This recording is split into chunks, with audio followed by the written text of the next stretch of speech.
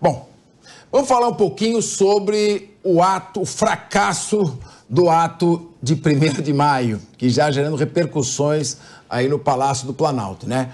O ato mais esvaziado de 1º de maio, que é o Dia do Trabalhador, aumentou a pressão por mudanças no governo Lula. Já, inclusive, internamente se admite que o governo não está indo bem. Segundo o jornal O Globo, há um mal-estar generalizado entre petistas e pedidos por alteração no primeiro escalão do governo. Segundo o monitor de debate político da USP, o evento reuniu menos de 2.000 pessoas. Lula até chegou a dar uma bronca no ministro-chefe da Secretaria-Geral da Presidência, Márcio Macedo, que disse que o ato foi, abre aspas, mal convocado. O que seria um ato bem convocado? Segundo a Folha de São Paulo, a equipe de Lula tem apontado erros na organização e na própria participação do presidente no ato. Ana Paula, o ato foi mal organizado, mal convocado, ou esse governo não está conseguindo mobilizar ninguém para lado nenhum? Porque o governo está parecendo aquelas birutas, não sabe para onde que vai. A única coisa que está caminhando bem fortemente é o aumento da dívida pública e do déficit fiscal. Ou seja, estão mais perdidos que cachorro em dia de mudança. Ou será que eu estou sendo muito duro na minha avaliação? Não, o governo não consegue mobilizar a população, né, nos seus eventos. Isso está ficando claro cada vez mais a cada dia e esse 1º de maio foi emblemático. É uma data que será lembrada realmente. Eu também fiquei surpresa do presidente participar do ato. Também acho que diante do esvaziamento, ele deveria ter sido avisado, talvez até para não comparecer. Ficou muito ruim. O que eu gostaria de ressaltar aqui é que não existe sustentação de governo nenhum, seja ele de direita, de esquerda, quando ele perde as ruas, né? E esse governo, ele realmente não consegue mobilizar a sua população. O evento foi feito numa região que é uma região do Lula, né, em Itaquera, que é uma região ali, é o seu reduto ali, não era uma localidade difícil para a população chegar em função desse detalhe. E a questão da pressão em cima dos ministros, já foi dito aqui hoje na mesa por essa bancada de altíssima qualidade, que é a forma do Lula trabalhar. Nos últimos meses, a gente tem visto ele chamando a atenção de vários ministros. Ele mandou o ministro da Fazenda parar de ler, ele disse que o Alckmin também precisava ficar mais ativo junto ao Congresso, o que vai resultar também no que o Pagotto falou aqui, que o Congresso quer negociar direto com o Lula. Por quê? Porque o próprio Lula, ele desautoriza seus ministros em público, e ele fez isso mais uma vez. Ele precisa sempre colocar a culpa em alguém da sua baixa popularidade, do fracasso do seu governo, da economia estagnada, nunca é ele. É sempre algum ministro. E isso vai gerar repercussão, principalmente num partido como o PT, que tem dificuldade de lidar com esse governo formado por uma união de vários partidos. O PT, ele quer estar no ministério, talvez até de forma unânime. Então, essa pressão dentro do PT vai acontecer realmente, mas em função da própria forma do presidente trabalhar, sempre culpando os seus ministros e chamando a atenção deles em público, o que eu acho inadequado. Muito bem. Ronaldo Pagotto, antes, porém, já fui chamado a atenção aqui no chat que cachorro não fica perdido em dia de mudança. Atualmente, o pet é recolhido antes da mudança, tratado com todo carinho, e aí sim ele vai no colo do seu proprietário, junto ao caminhão de mudança. Então, esse ditado, mais perdido que cachorro em dia de mudança, é coisa de tiozão. Se atualiza, capês! Se atualiza, capês! Ronaldo Pagotto, então, vamos esquecer os pets em dia de mudança? Mas você acha que o governo não está perdido, não?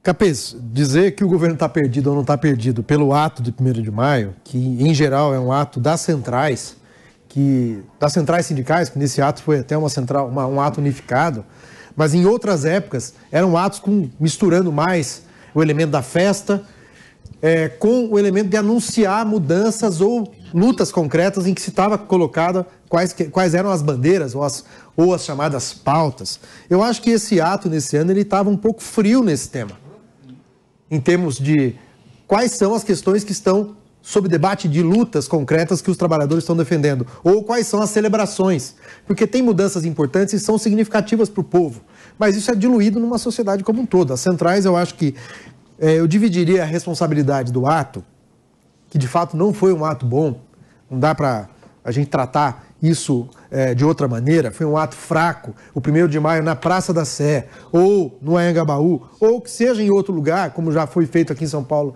em outras localidades, mais na região central, sempre foram muito mais volumosos, mais impactantes do que esse. Foi uma inovação levar o ato para Itaquera, para o estacionamento do Itaquerão, mas eu acho que não é isso que determinou o que aconteceu. Eu acho que é uma conjunção aí, iniciativa das centrais de fazer uma convocatória mais contundente, uma divulgação mais contundente desse processo, um chamamento com bandeiras mais claras, né? Eu entendi, eu vi material do ato, tinha poucas bandeiras claras do que se estava defendendo ali. Eu acho que são problemas dessa natureza que explicam que uma convocatória como essa não foi tão recebida ou não foi tão atendida, né? Então, agora eu não mediria o governo pelo ato 1º de maio. Acho que são coisas diferentes. E eu teria muita cautela nesse tema, e eu não acho que o governo está indo mal. Agora, meu querido Wilson Pedroso, é aquela propaganda lá do biscoito. É gostoso porque está sempre fresquinho, ou é fresquinho porque é sempre gostoso? O problema é o seguinte, não é que o ato para não ser esvaziado, você pode ali encher umas 20, 30 combis, botar o pessoal lá com camisa vermelha, gritando, com megafone, faz um show. Normalmente não deu certo com a Daniela Mercury, mas o problema é o seguinte... Tinha show. O fato... Tinha show também? Tinha show? Nem com o show não foi? Então o problema é o seguinte, não é questão da mobilização, mas um governo que está forte, ele naturalmente mobiliza. Porque o ex-presidente Jair Bolsonaro não precisou de nenhuma central sindical para lotar a Avenida Paulista e o Rio de Janeiro. O que está acontecendo com a popularidade desse governo? Está perdendo o diálogo? Capês, nas pesquisas a gente já percebe. Todas as pesquisas mostram que a popularidade do presidente Lula, que eu respeito muito, vem caindo, vem caindo.